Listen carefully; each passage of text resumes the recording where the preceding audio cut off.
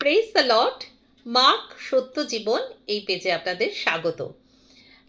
আমরা সবসময় যেটা আমরা মনে করি, যারা আমরা প্রভুতে আসি, যখন অনেক সময় দেখা যায় আমরা অনেক সমস্যার মধ্যে আছি, অনেক প্রবলেমের মধ্যে আছি, তো প্রার্থনা করছি কিন্তু তৎক্ষণাৎ উত্তর আসছে না। এটা আমাদের কম বেশি সকলের সাথেই হয়। যখন আমরা প্রথম প্রভুতে আসি, তখন আমরা দেখি আমাদের যা প্রভুর কাছে প্রার্থনা করি, যা চাই, সঙ্গে সঙ্গে ছোট ছোট বিষয়গুলো আমরা সারা দিনই আমরা দেখতে পাই, সেই নিয়ে অনেক টেস্টিমনি থাকে যে কোনো কিছু আকস্মিক এমন একটা বিপদ হওয়ার ছিল, সেখান থেকে প্রভু আমাদের রক্ষা করলো। হয়তো আমরা এই কাজটা করলে আরও বেশি বিপদ হতে পারতো, বা হয়তো আমি কোনো একটা জিনিস মন থেকে চাইছি, প্রভুকে বলছি, সঙ্গে সঙ্গে সেগুলো আমরা পেয়ে যাচ্ছি। কিন্তু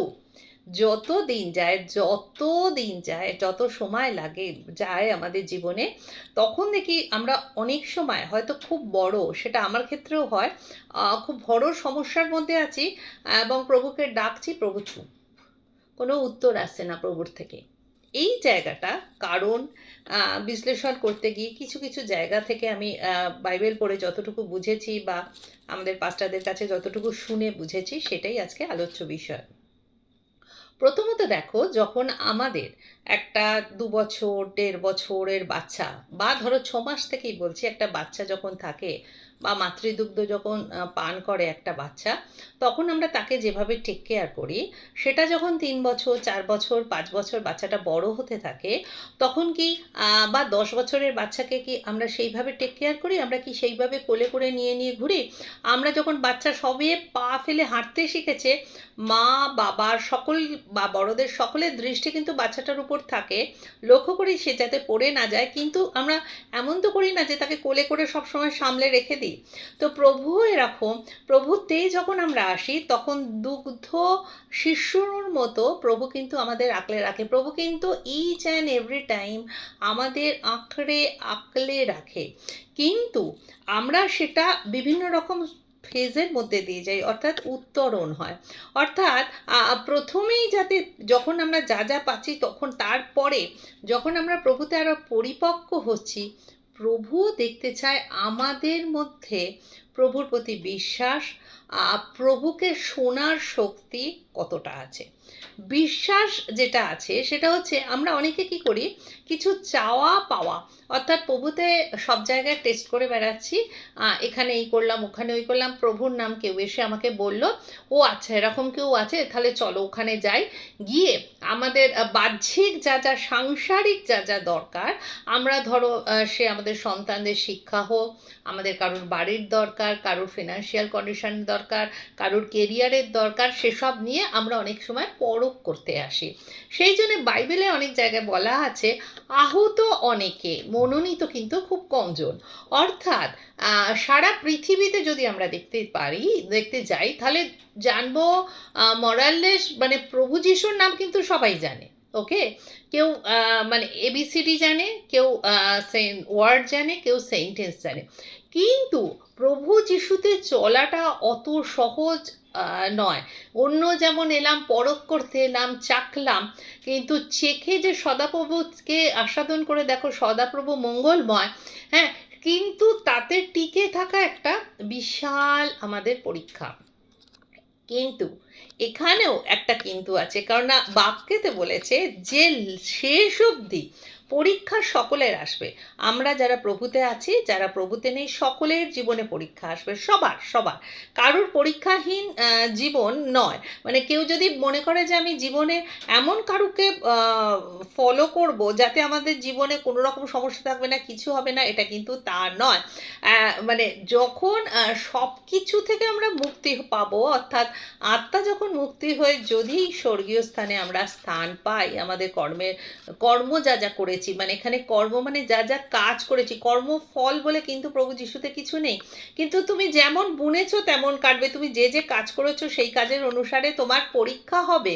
সুতরাং যেখানে প্রভু যিশুর আশ্রিত হয়ে যদি আমরা স্বর্গে যাই, স্বর্গরাজ্যে যাই, তখনই একমাত্র কিন্তু শান্তি, তখনই একমাত্র কিন্তু সমস্ত সমস্যার সমাধান, কেননা সেখানে কোনো প্রবলেম নেই। তো প্রবলেম আমাদের জীবনে আসবে, সেইখানে আমরা কিভাবে অ্যাক্ট করছি, আমরা কতটা প্রভুর উপর ডিপেন্ড করছি, আমরা কতটা বিশ্বস্ত থাকতে পারছি, সেটা কিন্তু ঈশ্বর পরখ করে দেখেন। যেমন এখানে আমরা যদি দেখি প্রভু যিশু অ্যাকচুয়ালি উনি তো ওনাকে পাঠানো হয়েছিল, একমাত্র পিতা কি করেছেন, পরমেশ্বর তার একমাত্র সন্তানকে পাঠিয়েছিলেন যে আমাদের জন্যে বলি প্রদত্ত হতে। তো আমি সেটা ভাবি যে আমরা সাধারণ মা বাবা হয়ে আমাদের সন্তানের গায়ে যদি একটা আঁচড় লাগে আমাদের কতটা কষ্ট হয়। সেখানে যখন প্রভু যিশুকে ক্রুশারোপিত করা হয়েছে, তিনি কিন্তু নিজে কোনো কিছু পাপ করেননি। তিনি এসেছিলেন আমাদের, আপনার আমার সমস্ত পাপের দায়ভার তার উপরে দেয়া হয়েছিল, দিয়ে তাকে বলি প্রদত্ত করা হয়েছিল। তো সেই সময় যখন ক্রুশারোপিত হয়েছিলেন, তখন দেখা যাচ্ছে ঈশ্বরও তার দিক থেকে মুখ ফিরিয়ে নিয়েছেন। ঈশ্বর কিন্তু তার আগে, আমরা বাইবেল যদি পড়ি ভালো করে দেখব, কোনো একটা জায়গায় ঈশ্বর, যে জায়গাগুলো ঈশ্বর বলেছে এই আমার একমাত্র পুত্র বা এই আমার প্রিয় পুত্র, সেই পুত্র থেকে ঈশ্বর কিন্তু তার মুখ ছড়িয়ে নিয়েছিল। কেন না, ঈশ্বর এতটাই পবিত্র, কোনো রকম পাপ ঈশ্বর চোখে দেখেন না, কোনো রকম পাপের দিকে ঈশ্বরের দৃষ্টি যায় না। যখন কোথাও পাপ থাকে ঈশ্বর সেখান থেকে তার মুখ ঘুরিয়ে নেন। তাই প্রভু যিশুকে যখন ক্রুশারোপিত করা হয়েছে, তার মাথায় কাঁটার মুকুট, তার হাতের নেল, পায়ে নেল, সারা শরীরে তার একদম গেঁথে দেওয়া হয়েছে, ঝরঝর করে রক্ত পড়ছে, সেই মুহূর্তটা একদম চরম মুহূর্তটা, তখন আমাদের সমস্ত পাপের দায় যেহেতু প্রভু যিশুর উপরে দেওয়া হয়েছে, তাই জন্যে তার সমস্ত শরীরের মধ্যে যে পাপ, সেই পাপের দিকে ঈশ্বর আর দৃষ্টি করতে চাননি, ঈশ্বর মুখ ঘুরিয়ে নিয়েছেন। সেইখানে দেখো প্রভু যিশুর জীবন দিয়ে আমরা তো অনেক কিছু শিখি, যে তিনি তো আমাদের অনেক কিছু শিখিয়েছেন। তা সেই মুহূর্তেও কিন্তু ঈশ্বর, এই প্রভু যিশু তার পিতাকে ডাকছেন, এলি এলি লামা সবাক্তানি বলে যেটা ডাকছেন, অর্থাৎ হে ঈশ্বর, হে পিতা, তুমি কেন আমার দিক থেকে মুখ ঘুরিয়ে নিয়েছো। এই জায়গাটা থেকে আমি এই জায়গাটা একটুখানি পড়ে এই জায়গাটা যখন ভাবছিলাম, সেই মুহূর্তে প্রভু যিশু তো আমাদের মতো রক্ত মাংসের শরীর নিয়ে এসেছিলেন, এবং উনি একমাত্র যিনি সমস্ত পাপীদের মাঝখানে থাকতেন কিন্তু নিজে পবিত্র ছিলেন। ওনাকে ঘিরে থাকতো পাপী তাপী মানুষ, কিন্তু নিজে পবিত্র ছিলেন। এবং যখন ক্রুশারোপিত করা হয়, আমাদের সমস্ত সেই তখনকার দিন থেকে এবং এখন অবধি পাপের যে বোঝাটা উনি ওনার কাঁধে নিয়ে উনি ক্রুশারোপিত হয়েছিলেন, শারীরিক উনি কষ্ট পাচ্ছিলেন। উনি যদি মনে করতেন যে একবার পিতাকে বললে যে পাশাপাশি দুই চোর যখন তাকে বলেছিল যে তুমি যদি ঈশ্বরের সন্তান হও তুমি নিজেকে বাঁচাও, উনি যদি চাইতেন কিন্তু উনি নিজেকে বাঁচাতে পারতেন। একবার যদি পিতাকে বলতেন যে পিতা এই কষ্ট থেকে আমায় মুক্তি দাও, সঙ্গে সঙ্গে স্বর্গদূতরা এসে তাকে মুক্তি দিত। কিন্তু হৃদয়ে পিতা ছিল তার, ওই অতটা কষ্টের মধ্যেও, অতটা মনুষ্য শরীরের কষ্ট নিয়েও ওই সময় কিন্তু উনি তার পিতাকে হে প্রভু, হে পিতা বলে ডাকছে, এবং তাকে বলছে যে তুমি কেন আমার থেকে মুখ ঘুরিয়ে নিয়েছো। সেই কষ্টটা কোন দেহের কষ্টর থেকে, যখন তার পিতা তার দিক থেকে মুখ সরিয়ে নিয়েছে, সেই কষ্টটা প্রভু যিশুর কাছে অনেক বেশি। এখান থেকে আমরা কি শিখি, কি দেখি যে যখন এখান থেকে প্রভু যিশুর কাছ থেকে আমরা কি শিখি, যখন সমস্যায় আমরা থাকব, যখন দেখব ঈশ্বরও কোনো উত্তর দিচ্ছে না, কিন্তু আমরা তখন কখনো যেন আমরা ভেঙে না পড়ি। কারণ কি, ঈশ্বর এই ক্ষেত্রে ঈশ্বর আমাদের থেকে মুখ ঘুরিয়ে থাকেন না। এই ক্ষেত্রে ঈশ্বর মুখ ঘুরিয়েছেন তার সন্তান থেকে, কারণ আমাদের পাপের বোঝা অলরেডি তার উপরে দেয়া হয়েছে। ঈশ্বর খানিকটা আমাদের সময় দেন, কারণ আমরা বেশিরভাগ মানুষ যারা আমরা পরজাতি থেকে এসেছি বা যারা বর্ন খ্রিস্টানও আছে, তাদের মধ্যে না আমাদের বাহ্যিক দৈহিক আমাদের যে জীবন, আমাদের শারীরবৃত্তীয় যে জীবন, সেই জীবনে আমরা কিন্তু অনেক কিছু অন্যায় করি, অনেক কিছু ভুল করি, অনেক কিছু ত্রুটি রাখি আমাদের জীবনে। তো সেইগুলোকে সেই মুহূর্তে, সেই পরিস্থিতির মধ্যে যখন কোনো উত্তর আসে না, ঈশ্বর দেখে যে আমাদের 9টা গুণ, যে কথাটা বলেছেন, প্রেম, শান্তি, আনন্দ, ধীরাজ, কৃপা, ভালাই, বিশ্বাস, স্থিরতা, সংযম, এইগুলো দেখো ঈশ্বরের ওই যে বলেছি বহু আহত অনেকে, মনোনীত খুব কম। তো ঈশ্বরের যে টিক মার্কগুলো আছে, এই 9টা গুণ খুব খুব কম, খুব ডাউট হয় পার্থিব শরীরে কতজনের এই 9টা গুণ 100% আছে। সেটা যদি থাকে তখন সে ঈশ্বরের সমতুল্য হয়ে যাবে। তো এই 9টা গুণের এই জিনিস, এই সব গুণগুলো সেই সমস্যার মধ্যে দেখো, যখন আমরা আনন্দে থাকি, যখন আমরা খুব হই হই করি, যখন আমরা সব কিছু জিনিস বলতেই না বলতে পাই, তখন তো ঈশ্বরকে হে প্রভু হে প্রভু হে প্রভু করতে পারি, তখন তো আমরা স্তুতি আরাধনা করতে পারি। কিন্তু যখন সিচুয়েশন আমাদের বিরুদ্ধে, যখন ঈশ্বরের কাছ থেকে আমরা কোনো উত্তর পাচ্ছি না, তখন ধীর স্থির হয়ে আমরা একটাই কাজ করতে পারি, সেটা হচ্ছে প্রার্থনা এবং ডিক্লারেশন। আর এই যত সাবমিশন থাকবে, মেইন হচ্ছে ঈশ্বরীয় রাজ্যে, প্রভুর রাজ্যে, পিতার রাজ্যে আমাদের একমাত্র হচ্ছে সাবমিশন, অর্থাৎ নিজেকে 100% নিবেদন। সেই জিনিসটা যখন আমরা একদম ঈশ্বরের সাথে করতে পারবো, সেই সাবমিশনটা যখন আসবে, তখন ঈশ্বর কি বলছেন, ঈশ্বর যে কথাগুলো বলেন সেগুলো তো এই বাইবেলের মাধ্যমে বলেন। এবার বাইবেলের বচন পড়ার সাথেও আমরা যদি চুপচাপ যখন ঘরে থাকবো, যখন নিজের গৃহে থাকবো, তখন আমরা ফালতু রিল দেখে বা বন্ধু বান্ধবের সাথে অনাবশ্যক কথা, গসিপ, যে গসিপের কোনো রকম যে কোনো ভ্যালু নেই, তার সেই সবগুলো ত্যাগ করে আমরা যতটা সাংসারিক কাজকর্ম, দায় দায়িত্ব সারার পর ঈশ্বরের সাথে যতটা আত্মনিবেদন করতে পারবো, তখন কিন্তু ঈশ্বর অনবরত আমাদের সাথে কথা বলেন। উনি কি বলতে চাইছেন সেটা আমরা শুনবো। এবং যথাসময়, আমাদের সময় আর ঈশ্বরের সময় তো এক নয়, যথাসময়ে আমরা আমাদের যেটা প্রাপ্য, কারণ ঈশ্বরের যখন আমরা পক্ষ ছায়ার তলায় আছি, সাম 91 গীত সংগীত 91-তে বলেছে যে কেউ পরাৎপরের অন্তরালে থাকে, সর্বশক্তিমানের ছায়ায় বসতি করে। সেই যদি আমরা সর্বশক্তিমানের ছায়ায় বসবাস করি, তাহলে আমাদের কোনো হানি হবে না, কোনো অর্থাভাব হবে না। আসলে ঈশ্বরের অ্যাকচুয়াল যেটা হচ্ছে, তুমি আগে ঈশ্বরের রাজ্যের খোঁজ করো, বাকি সব কিছু তোমায় দিয়ে দেওয়া হবে। ঈশ্বরের রাজ্যের খোঁজ করার আগে মানে কি ঈশ্বরকে জানা, ঈশ্বরকে জানতে চাওয়া। ঈশ্বরের কাছে কোনো মন্ত্রতন্ত্র কিচ্ছু নেই, জাস্ট সাবমিশন, নিজেকে 100% সাবমিট করে ঈশ্বরকে জিজ্ঞাসা করা, প্রভু এই মুহূর্তে তুমি কি বলতে চাও। এবং সেই কমিটমেন্ট, সেই সাবমিশন যদি থাকে, ঈশ্বরের দিক থেকে কি বচন আমাদের জন্য আসছে আমরা তখন কিন্তু ফিল করতে পারবো। তো এখানে যারা উপস্থিত আমাদের ভাই বোনেরা আছে, আমি সেখানে নিজেকেও রাখছি। আমরা একটু ধীর হব, স্থির হব। পরিস্থিতি প্রতিকূল যাচ্ছে, সেই মুহূর্তে ঈশ্বরের কাছ থেকে কোনো উত্তর আসছে না, এইটার জন্যে আমরা হতাশ হব না। কারণ আমরা বাইবেলেও বহুবার জিডিহর প্রাচীর ভাঙা থেকে এলিশার যে কাহিনী, সেখানে আমরা দেখেছি 7বার ডুব দেয়া, জিডিহর প্রাচীরের পাশে 7বার প্রদক্ষিণ, 6বার একবারে যে জিনিসটা হয়ে যেত, কেন 7বার দেয়া হয়েছে, অর্থাৎ ঈশ্বর প্রত্যেকের জন্য একটা নির্দিষ্ট সময় রেখেছেন। এবং যে সময় পরে যেটা লাভ করেছে, 38 বছর ধরেও সেই যে অসুস্থ মানুষটা সেই পুষ্করিণীর ধারে তাকে পড়ে থাকতে হয়েছিল, এবং সেখানে এসেছিলেন স্বয়ং প্রভু যিশু, সেখানে এসে উপস্থিত হয়েছিলেন, ঈশ্বর উপস্থিত হয়েছিলেন, যে স্বর্গদূতরা এসে জলটা নাড়িয়ে দিচ্ছে, যে সেই জলের মধ্যে ঝাঁপ দিচ্ছে, সেখান থেকে সে সুস্থ হয়ে উঠছে।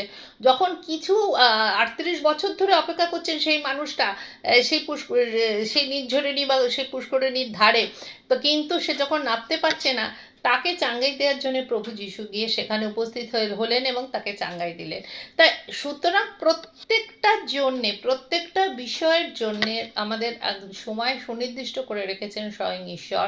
আমাদের শুধু নিজেকে খুব সংযমিক হয়ে, নিজেকে, নিজের মন, হৃদয়, আত্মা, এই তিনটেকে একসাথে কন্ট্রোল করে, তার সাথে শরীরকেও, অবশ্যই শরীর আছে তার সাথে যুক্ত, কন্ট্রোল করে ঈশ্বরের সাথে কমিটমেন্ট, আত্মনিবেদন, প্রার্থনা, আরাধনা, স্তুতি,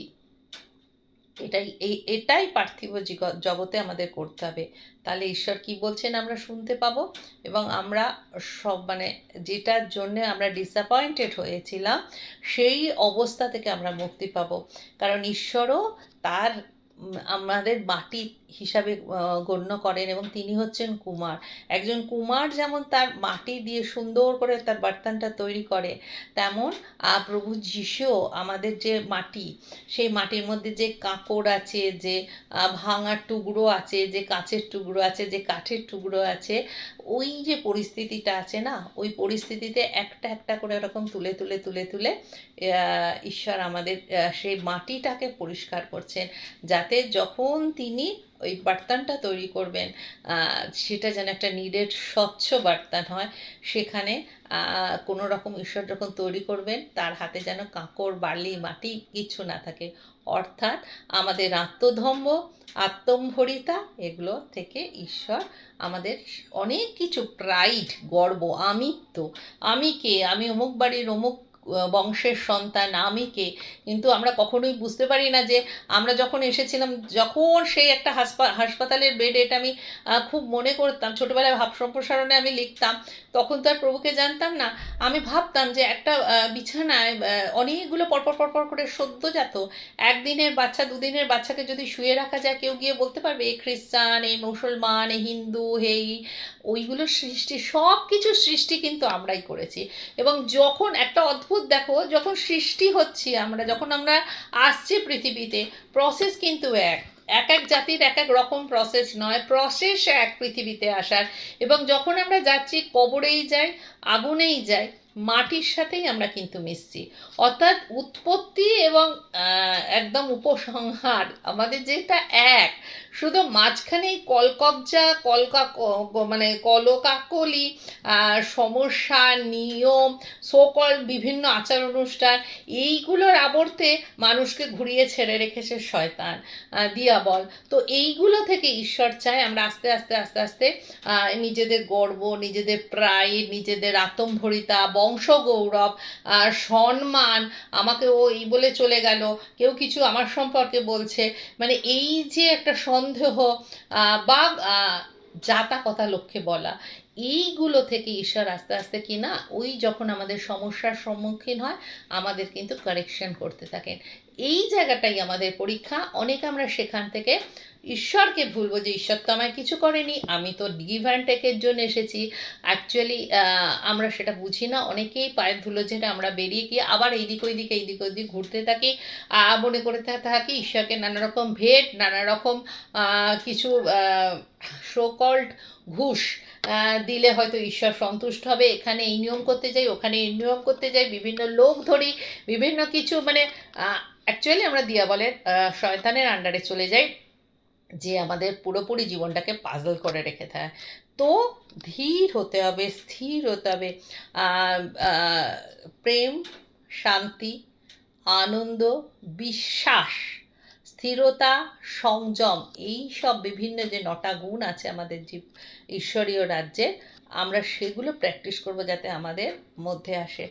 একটা কমিটমেন্ট, একটাও ঈশ্বর যখন কমিট করেছেন আমাদের জন্য, যত বাক্য আমাদের জন্য কমিট করেছেন যে আমাদের কখনো হানি হবে না, কোনো শত্রুর আক্রমণ আসবে না, এক পথ দিয়ে শত্রু আসবে 7 পথ দিয়ে যাবে, আমাদের হেট করবে ঈশ্বর, কখনো টেল করবে না, আমরা দেনে বালা হব লেনে বালা হব না, আমাদের ভাড়ার কখনো বারবার ঈশ্বরের বিভিন্ন জায়গায় দেখেছি একদম সেই বিধবা মহিলার কোনো খাবার ছিল না, কিন্তু তাকে এমনভাবে ঈশ্বর ব্লেস করলেন যে তার কুপিতে সবসময় তেল, এবং তেলের কখনো, খাদ্যের কখনো অভাব হয়নি। তো ঈশ্বর অলরেডি আমাদের ব্লেস করে দিয়েছেন, শুধু দৃষ্টিভঙ্গির তফাৎ, শুধু নেয়ার মানসিকতা থাকার দরকার, কুরকুরা তাফান লাইফকে ত্যাগ করার দরকার। তো প্রভু তোমার কাছ থেকে আজকে এটা আমি শিখলাম, এই প্রশ্নের উত্তর এলো আমাদের। এরকম প্রভু তুমি আমাদের, তোমার সহায়তা লাগবে এই প্রসেসের মধ্যে দিয়ে যেতে, এই সমস্যার মধ্যে দিয়ে যেতে। আমরা সাধারণ মানুষ প্রভু, রক্ত মাংসে গড়া মানুষ, আমরা ভুল ত্রুটি করেই থাকি। তুমি প্লিজ যারা এই পরিস্থিতির মধ্যে দিয়ে যাচ্ছে, যাদের প্রার্থনার উত্তর এক্ষুনি আসছে না, তুমি তোমার টাইমে দেবে, তাদের হৃদয়গুলোকে তুমি প্রভু প্লিজ তুমি তাদের হৃদয়গুলোকে একদম চারিদিক থেকে সুরক্ষিত করো, যেন দিয়াবল তাদের স্পর্শ করতে না পারে, যেন তোমাকে ভুল না বুঝে তারা অন্যদিকে আবার অন্য পথে না চলে যায়। এই তুমি আমাদের আশীর্বাদ করো, আমরা যেন ধীর স্থির এবং প্রার্থনাময়, কমিটেড এবং সাবমিটেড মানুষ হতে পারি তোমার রাজ্যের জন্য। পবিত্র পিতার কাছে পবিত্র যিশুর নামে এই প্রার্থনা রাখলাম, শোনো, গ্রহণ করো, আমেন।